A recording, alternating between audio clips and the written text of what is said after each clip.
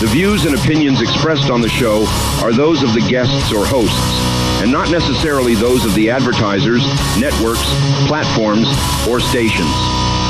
Warning that the content of the show may not be suitable for all audiences, and that viewer discretion is advised. The show does not intend to provide medical, legal, or financial advice, and viewers or listeners should consult with a professional before making any decisions based on the information presented. Welcome back, everybody, to Paranormal Intelligence Agency Radio Live. We are broadcasting from 300 feet deep in an abandoned nuclear missile silo somewhere lost in the post-apocalyptic wastelands of the Dakota Territories. And I am joined, as always, by the paranormal crime-fighting duo Daisy and the Sundance Kid are in the silo tonight.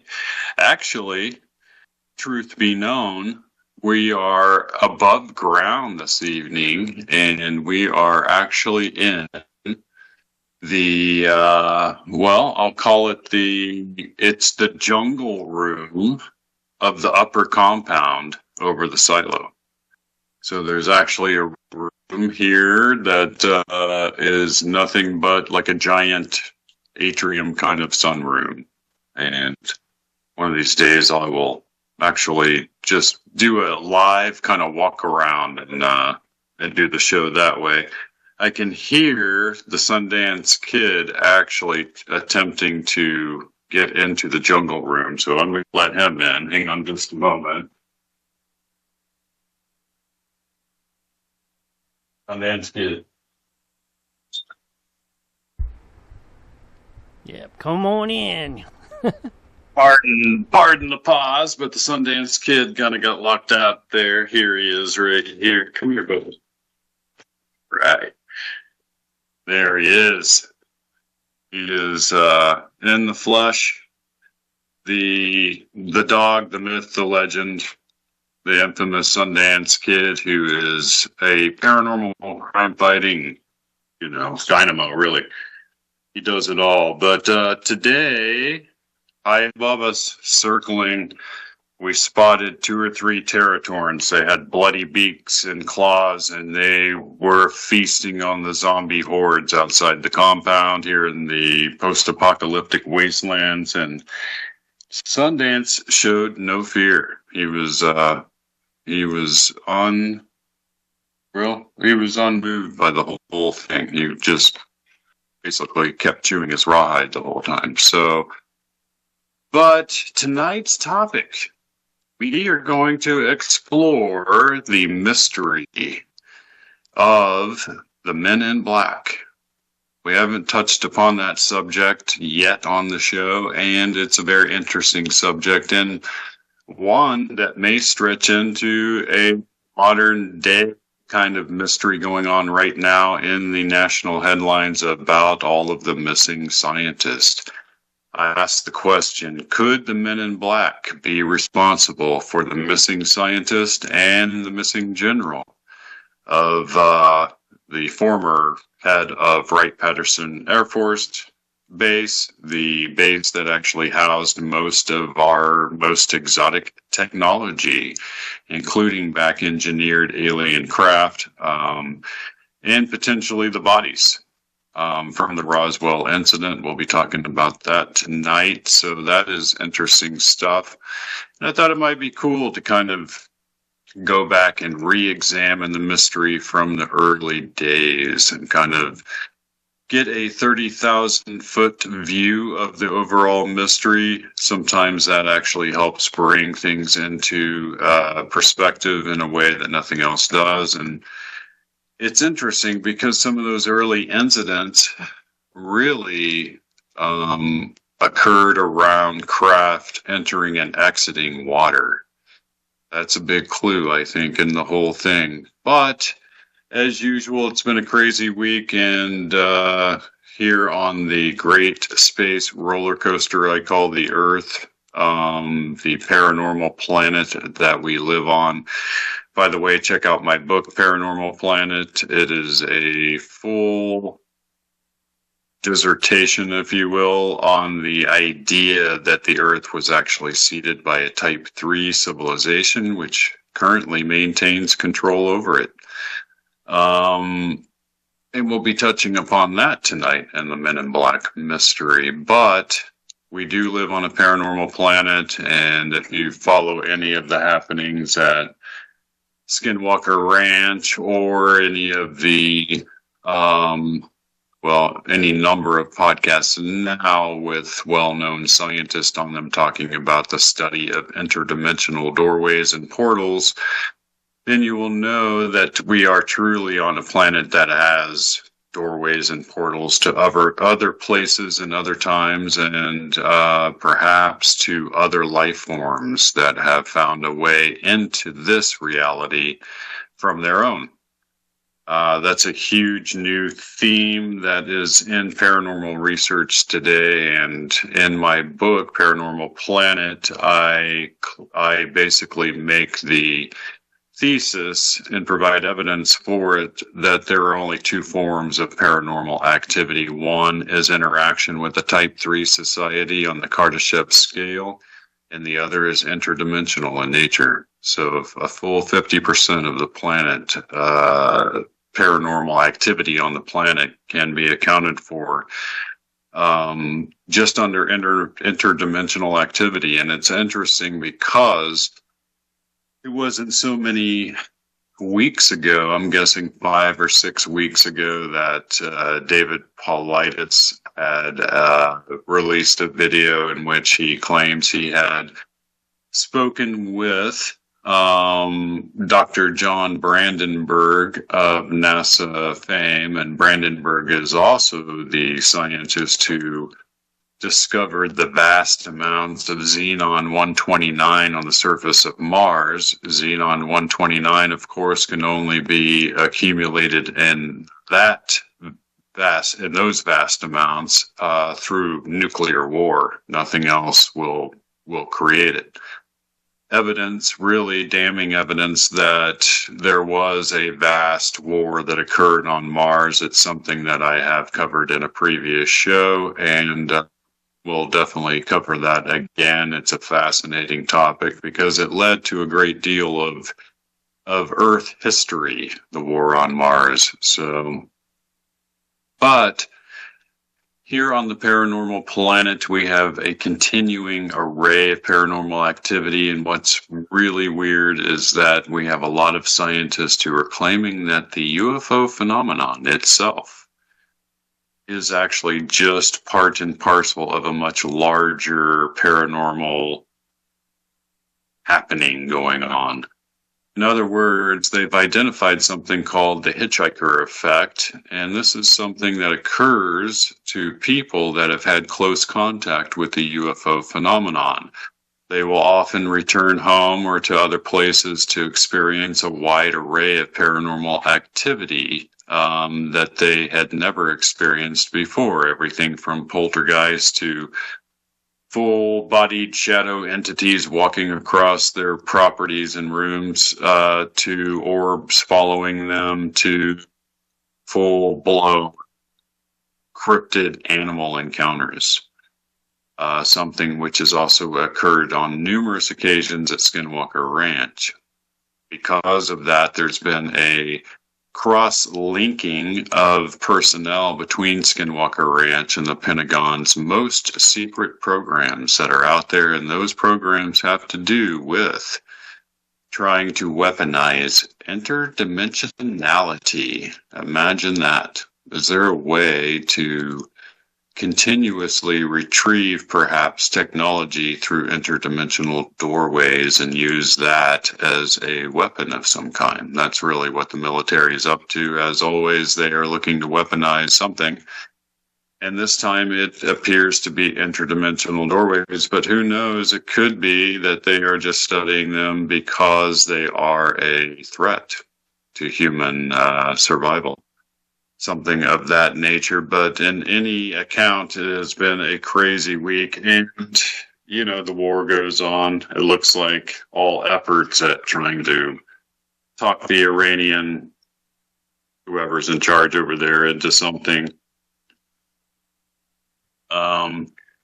reasonable has failed, and I expect total obliteration to follow shortly. So we'll see what kind of ripples that sends through the reality matrix. And along with that, we've got a lot of interesting stuff going on economically. If you follow the show, you know that the cyber prophecies from the Webbot sort of led us into the cryptocurrency and precious metal exchanges and markets, and it's something that I cover at the beginning of each show. And right now we're in an interesting place because they're about to have a vote on the so-called Clarity Act. The Clarity Act will provide a legal framework for big institutions to own and trade cryptocurrencies.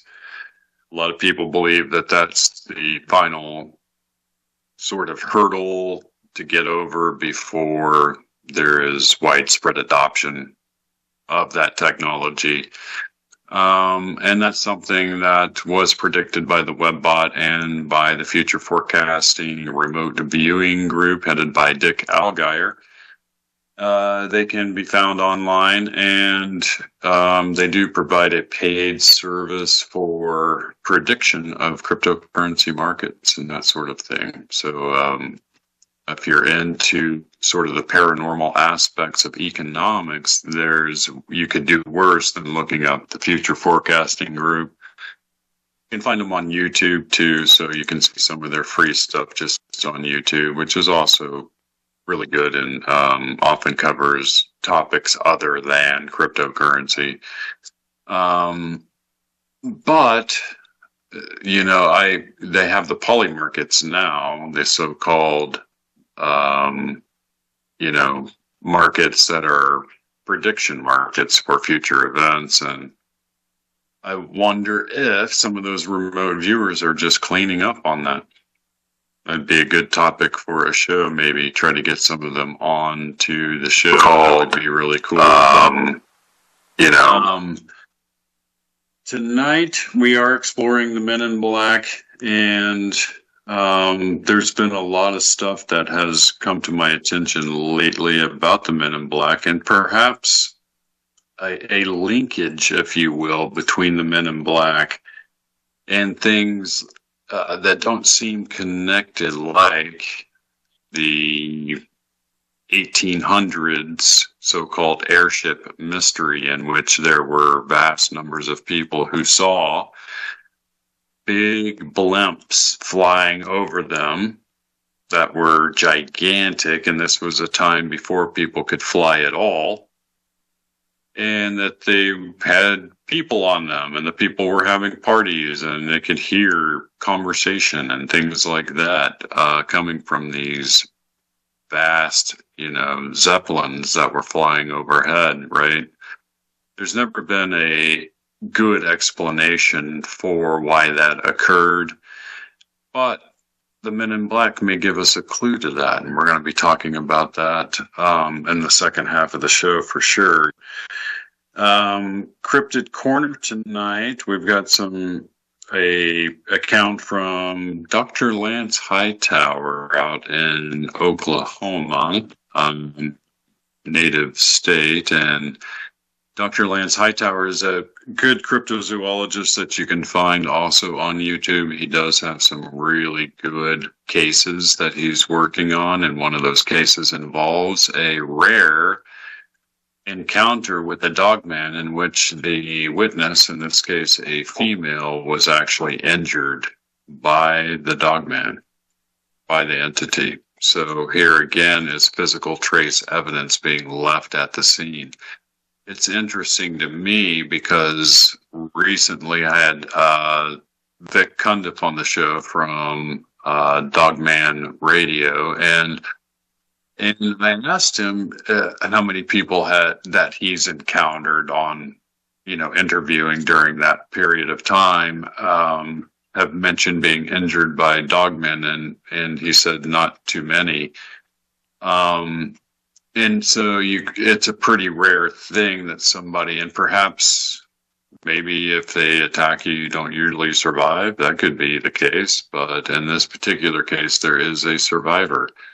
And it's interesting to me because I asked Vic about the hitchhiker effect, and he didn't seem to be aware of it. But in one of those events where these gentlemen were actually these intelligence agents, were at Skinwalker Ranch, and they were doing their working for the Pentagon, trying to collect evidence for various phenomenon. They encountered some kind of entity that they could strongly feel but not quite see. It was extremely menacing to them. There was a group of these intelligence agents, the lead agent and the highest ranking intelligence agent to be at Skinwalker Ranch, who goes by the code name Axelrod, actually had his wife 1,000 miles away in Virginia, not far from CIA headquarters,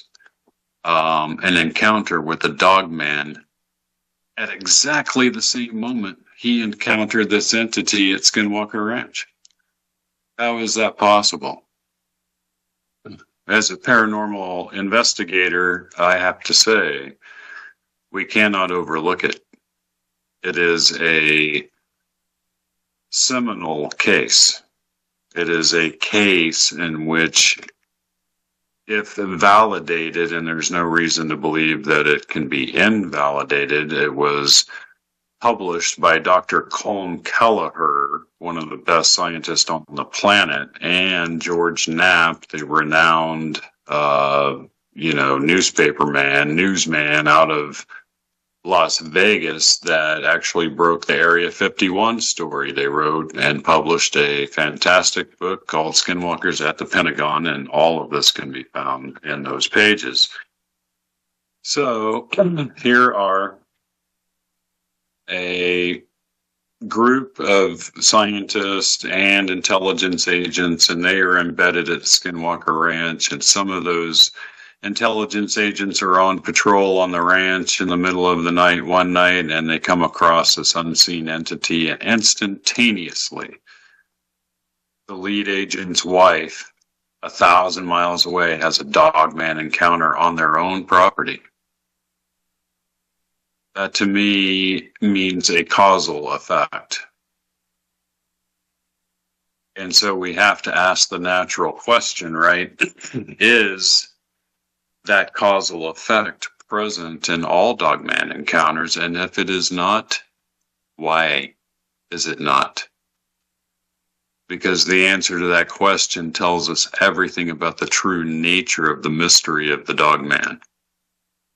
If it's a real species, if it's a alien avatar of some kind, and that is an interesting theory that these things are actually released by UFO craft, and they are more than anything. They are biological robots in which the aliens can manipulate and have them perform any number of missions or functions.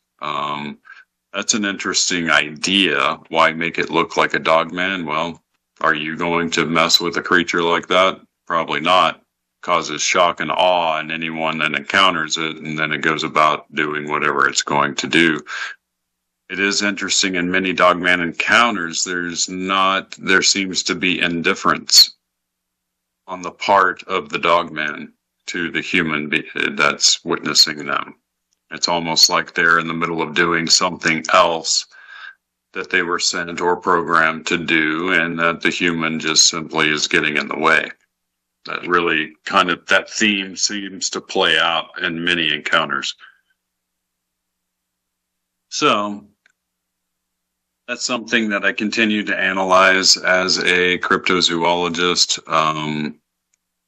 And these days, cryptozoology, as I've previously explained, kind of breaks up into various categories these days, and one of those categories I call interdimensional exobiology.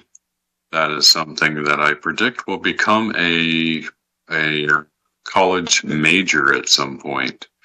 the study of life forms from other dimensions that happen to make it into this one. So, but to sort of wrap up our little economic speech, I didn't mean to divert completely into the dogman species. I would, going forward here, if you were paying attention to the webbot, it seems to think that there's going to be widespread adoption of those cryptocurrencies, and along with that, a vast increase in the value of so-called precious metals, right? Gold, silver, those things. So, I would highly recommend looking into the so-called precious metals derivative markets.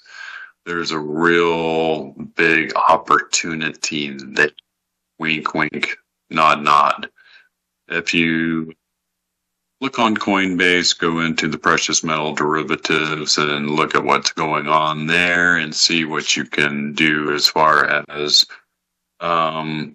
understanding derivative contracts, because if you can understand them, and I don't talk about anything on this show that I don't do myself, and you know how to read charts, and that's something that people can learn to do, then you can do a lot worse than that particular opportunity right now to sort of unscrew your future from all of the vast amounts of money being printed around the world.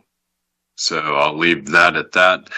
And tonight's show, we're going to be talking about the Men in Black. So, you know, the Men in Black sort of cross segues into cryptozoology because of the Mothman encounters, right? Point Pleasant, West Virginia, the Mothman having all of this, you know, many different encounters taking place at that time in that area. And what else took place?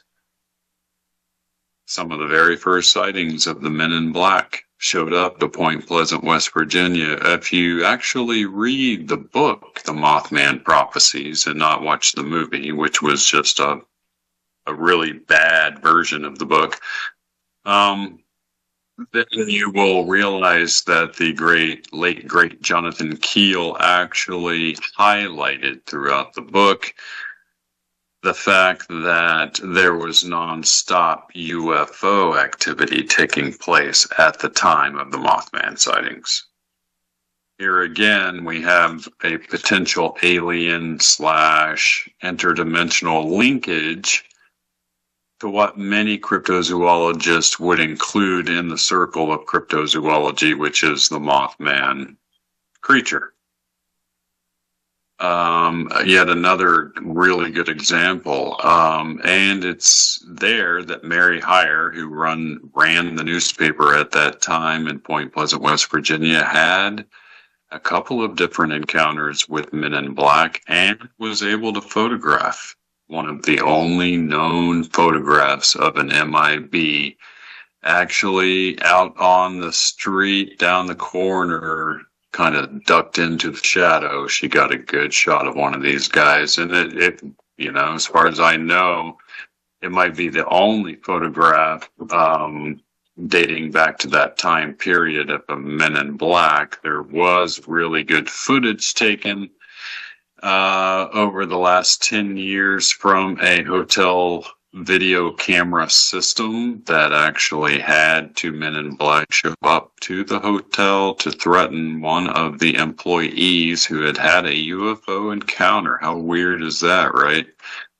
And I've seen the footage, I've examined it, I've dissected it, I've gone through it 1,000 times, and I don't believe it to have been hoaxed. This was way prior to any sort of artificial intelligence or anything like that. I'm sure that footage is still out there on the internet. You will probably be able to find it on my YouTube channel in one of my 89 research videos I have posted on there. It's just under Jack Carey on YouTube, Cary. So check that out. And is it possible? Could it be that the men in black of, historic fame, could they have reared their heads, and are they responsible for all of the missing scientists who had connections to anti-gravity research? It's a good question. We'll get back to that right after our break. Great job, Jack. Thanks. I like how you leave them on a cliffhanger. And we'll get right back to that when we come back. Yeah. That's right. That's right. You got to give them a reason. Yeah. Very enticing. I like that. You got it down to a science, buddy. Thank you. How long do we have? We'll take a quick break real fast. Well, we got about 4 minutes. So it's long enough. I'll be right back. Yep.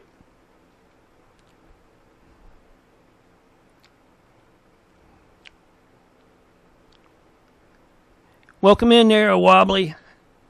See you in there in the Kick Chat talking to you. Men in black in a black Cadillac. Reagan's out under their Sunday suits.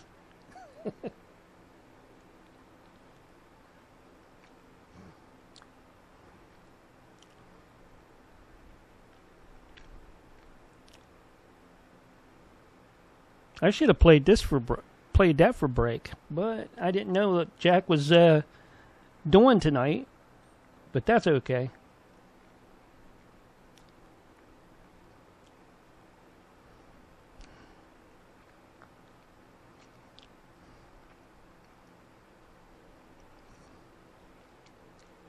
Hope everybody out there is doing great.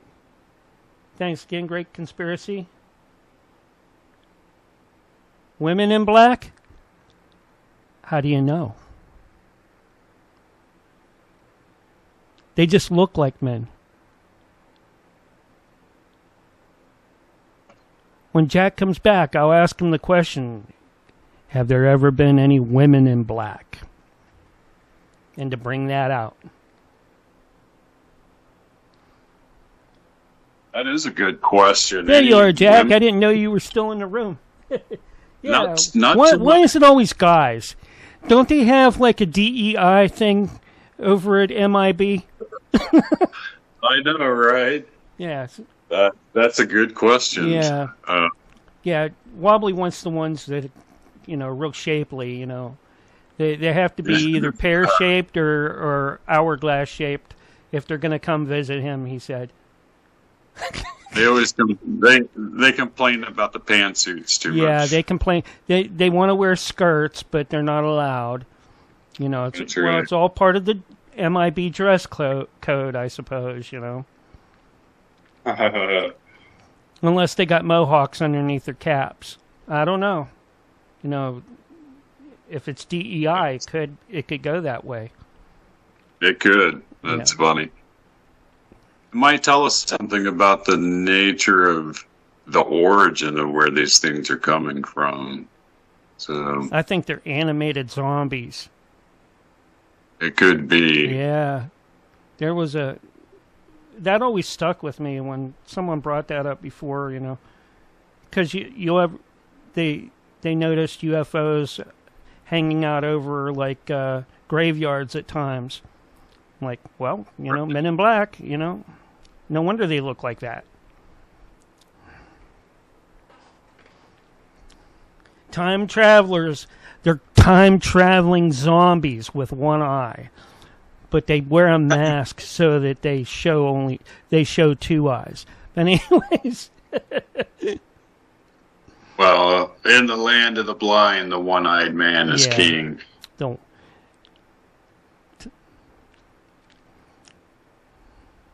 Yeah, you got to get into my music here. I've made all sorts of weird stuff about, one-eyed time-traveling zombies. But anyways, 30 seconds, Jack. That's great. I've been on a kick on doing... comic book themed music. 30 seconds, Jack. That's great. I've been on a kick on doing comic book themed music. 30 seconds, Jack. That's great. I'm been on a kick on doing comic book themed music. 30 seconds, Jack. That's great. I'm been on a kick on doing comic book themed music.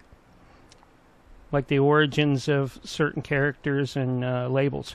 Here's your countdown. 5, 4, 3, 2, 1. And Jack, you are back live and on the radio side right now. Welcome back, everybody, to Paranormal Intelligence Agency Radio Live. I'm your host, Jack Carey. I've got a face for milk cartons and a voice for smell-o-vision, and we are broadcasting from, we're in the jungle room.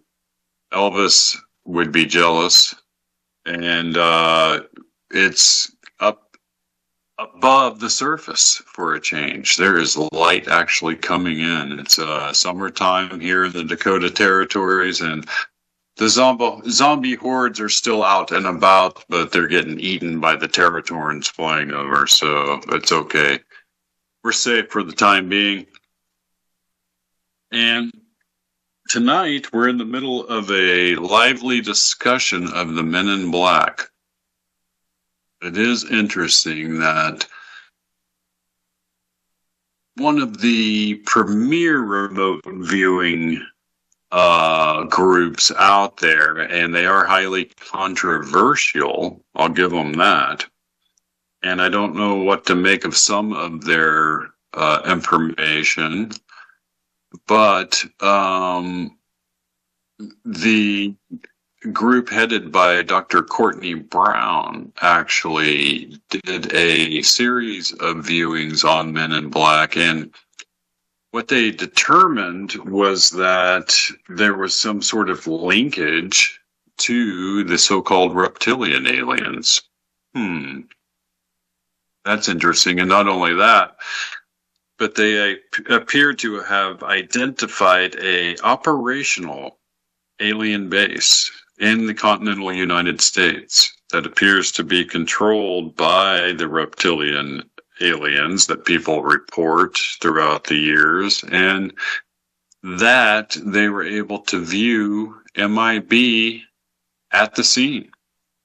There were Men in Black that were literally stationed above ground at this place, and they described it as being in a scenic background.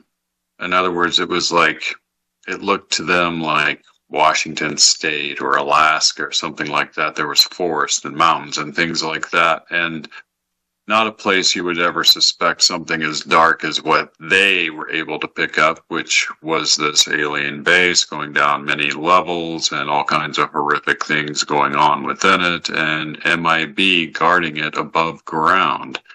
They actually described people being taken into some sort of reprogramming type of technology that allowed them to basically alter the appearance, the identity, and eventually they would take these people that presumably are just missing people from around the world, already programmed, ready to go, and they actually become MIB, which is interesting.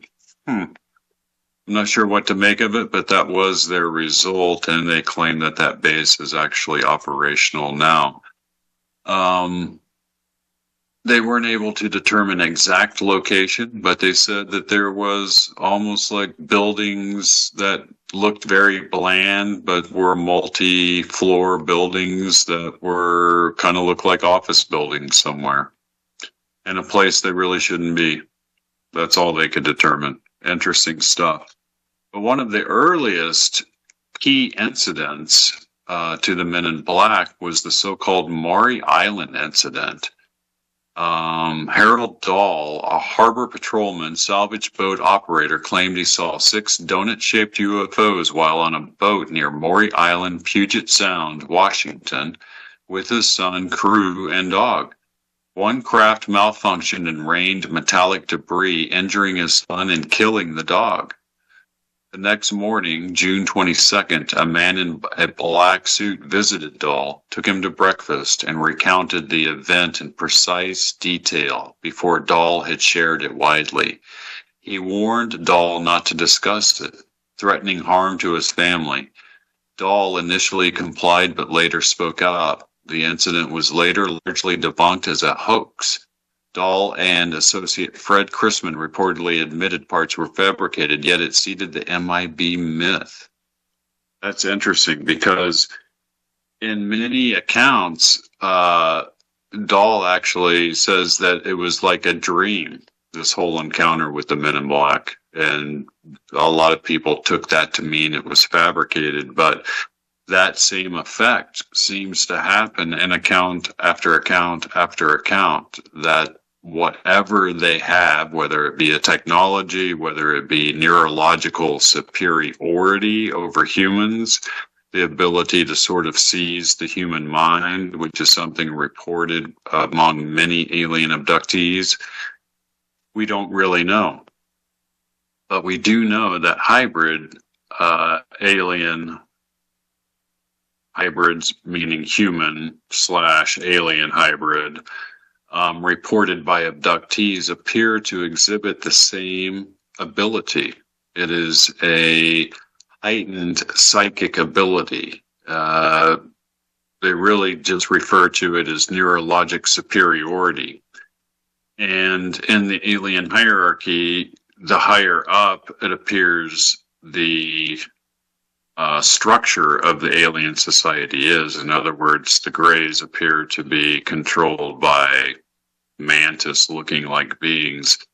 The abductees report that the mantis beings have an even stronger neurologic superiority over the human mind, that they can seize it instantly upon walking into a room and begin to not only communicate telepathically, but to project images into the human mind, right? Could it be that the MIB exhibit that same sort of ability? I don't know, but it is an interesting possibility. In 1952 and 53, Albert K. Bender actually of Bridgeport, Connecticut, reported another strange experience. And he said that the Men in Black actually visited his home and they ordered him to stop UFO research and publishing. They confiscated his materials. They left a yellow fog, which is really weird. And Bender became ill. He had to shut down his organization, and he stayed silent for years. In 1962, he published Flying Saucers and the Three Men, detailing these events. So, and that's probably still out there. Ray Barker's 1956 book, They Knew Too Much About Flying Saucers, also talked about this encounter. So, there was a little bit of cross-contamination taking place at that time, but it's interesting. That is a classic book if you've never read it. 1967, a Robert Richardson of Toledo, Ohio, had an encounter. He claimed he crashed into a UFO while driving at night. 2 MIB visited him asking for a piece of wreckage he allegedly recovered. They threatened him and left. He never heard from them again. 1968, Jack Robinson of New Jersey.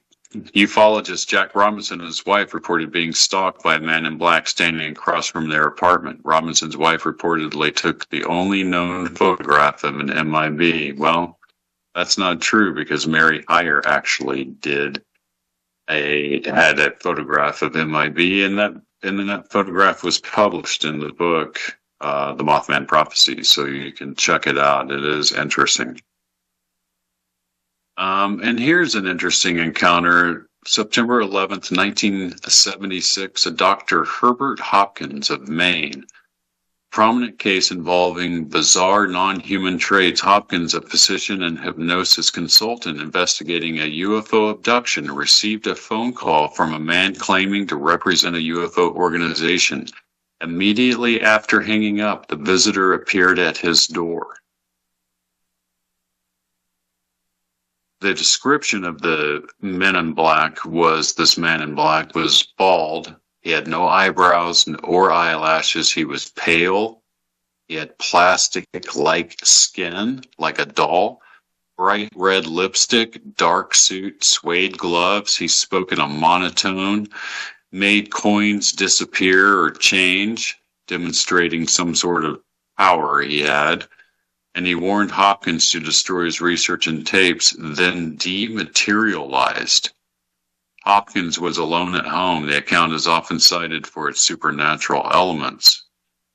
And again, here's that weirdness that appears in the MIB mystery time and time again. These guys show up, but there's something off about it.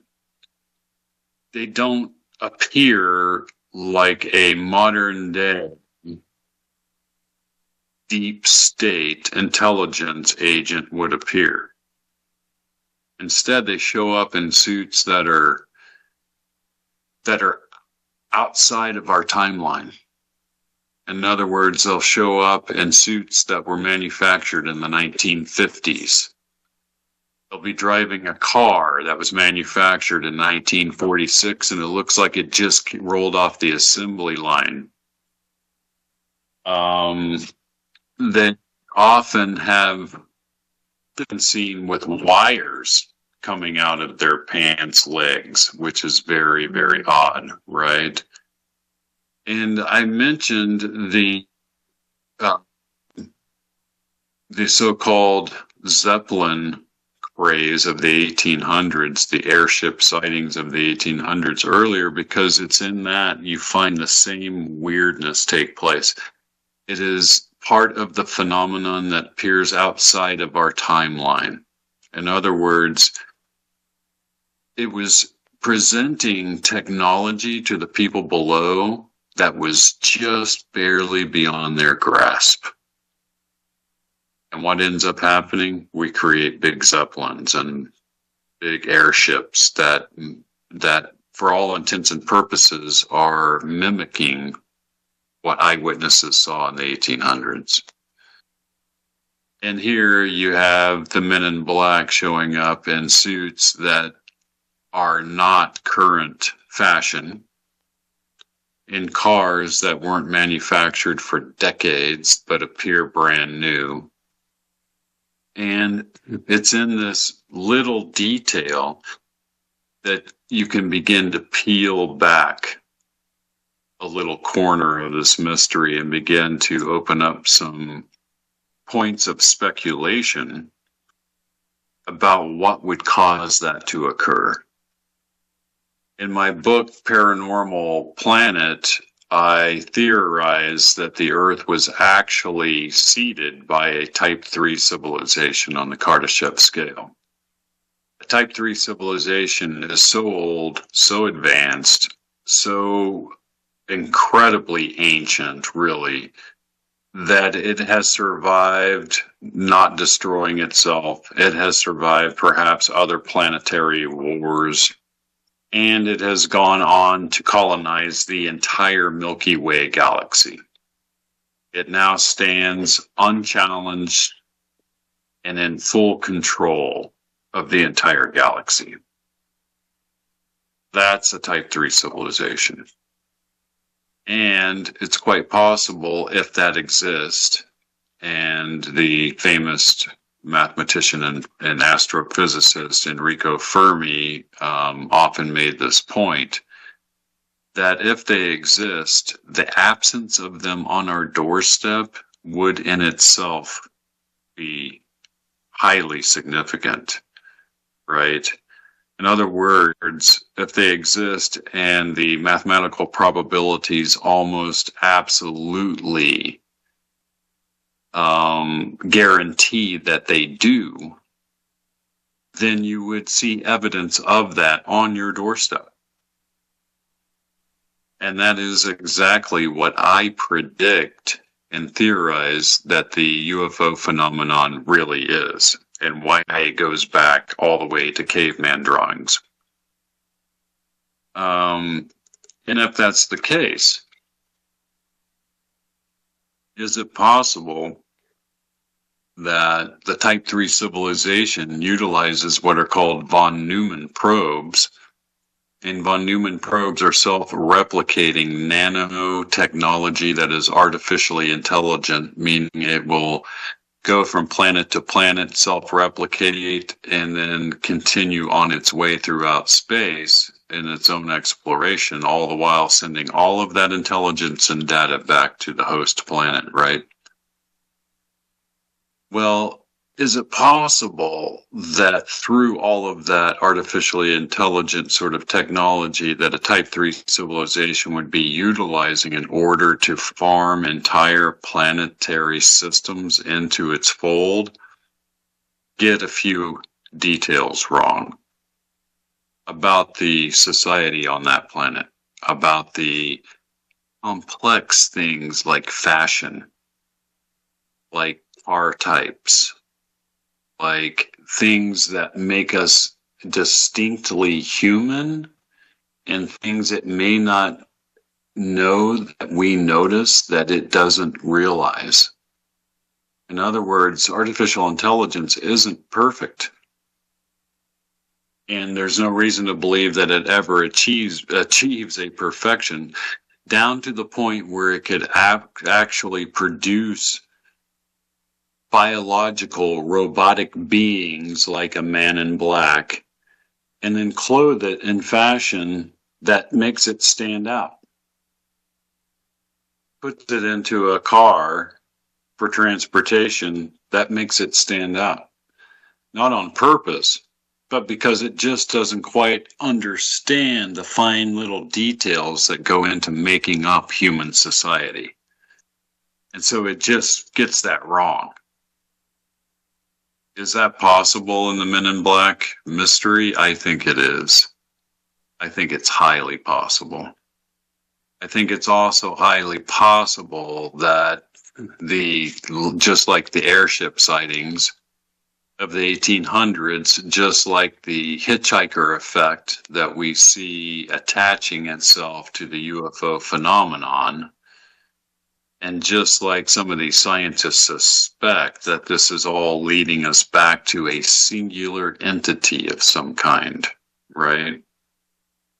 It doesn't escape my attention that Dr. Gary Nolan, one of the chief scientists involved in all of the Pentagon's UFO research and the man who was tapped in order to study the ill health effects caused by the UFO phenomenon on the human body, actually claims to have an entire car full of witnesses that he believes to be completely authentic. And what did they see?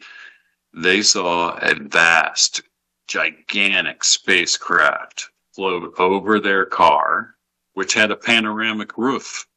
They could see right through the roof, so they could see the whole craft. As it went over, it looked to 4 out of the 5 witnesses like a gigantic UFO. The 5th witness in the car only saw a tiny little orb of light going over the car. Is it possible that that tiny little orb of light was projecting the image of a large craft into the minds of those other human beings? And was it doing so just like the airship sightings of the 1800s? Projecting into the minds of the observers a technology which is just outside their grasp. A common theme, right? Could it be that that's all just planted by a Type 3 civilization in order to lead us to the next stage of technological advancement? The crime-fighting duo have zeroed in on a threat, I think. That's okay, guys. But I think that's a very interesting theory.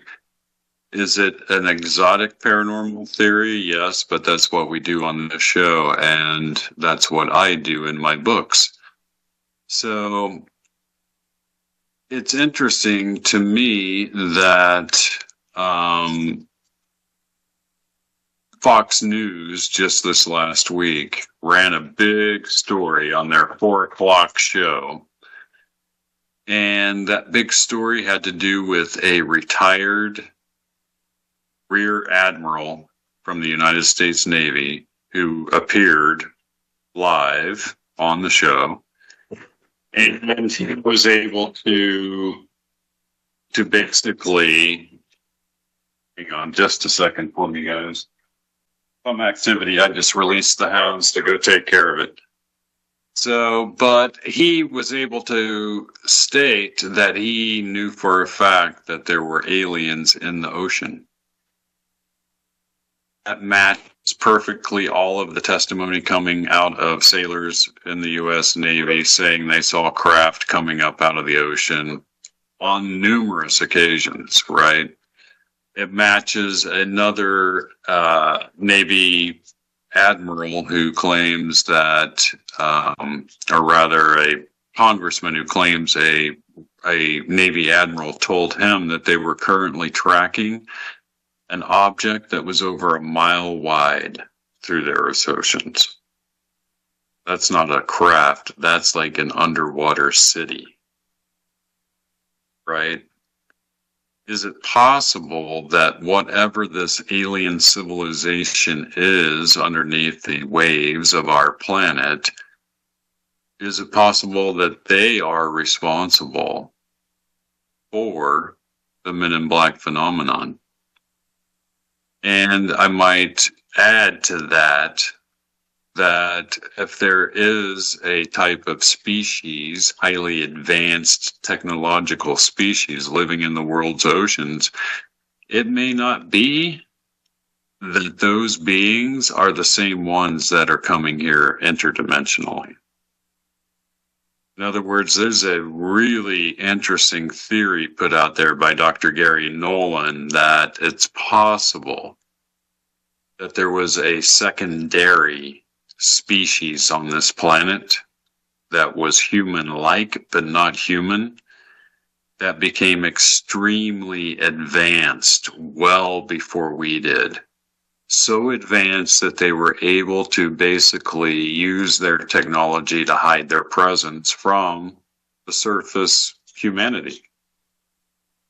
And probably did so for various reasons. There are many ancient accounts of beings coming up out of the ocean to present to humanity knowledge on how to basically form civilization.